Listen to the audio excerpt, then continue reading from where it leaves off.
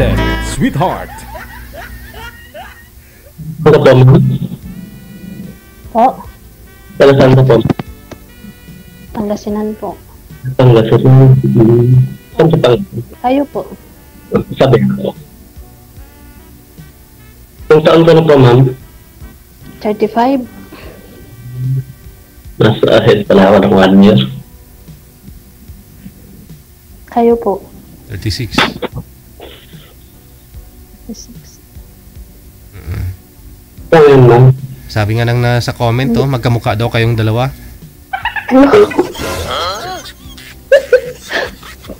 Grabe, ma'am.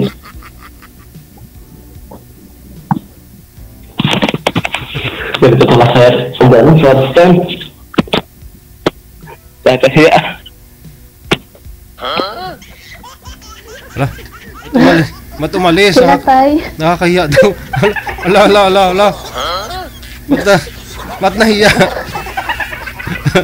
Baka may asawa yung DJ. Iwan ko nga, ano po, ma'am, i-cancel mo nga muna, ma'am, baka napindot niya lang.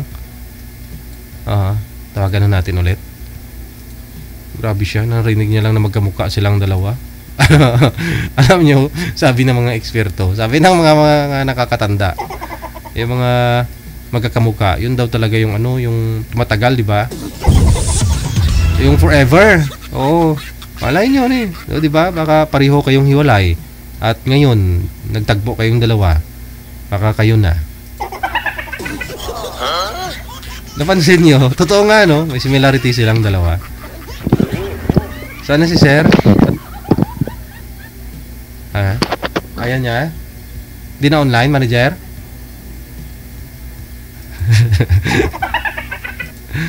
Ma'am, nung makita mo si Sir, ma'am, may spark po ba? May yung feeling mo parang may kakaiba, wala? Wala po, sir. Wala naman. Wala po. Kasi Pangasinan po kayo, tapos siya nasa Ilocos. Asan po ba? Tama po ba? Isabela ba? Ay, Isabela. Di malapit lang. Opo. Oh, Lapit lang po. lapit lang. Baka nahiya siya. O kaya baka may asawa yung... Nahiya daw siya, nakakahiya daw. Iwan ko bakit. Manager, hindi na online?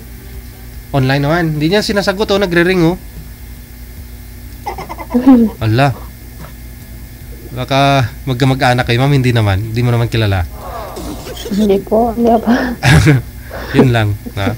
Sige.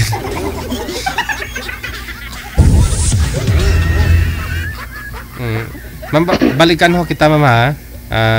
Sige po. Sige. Asawa ito si Sir.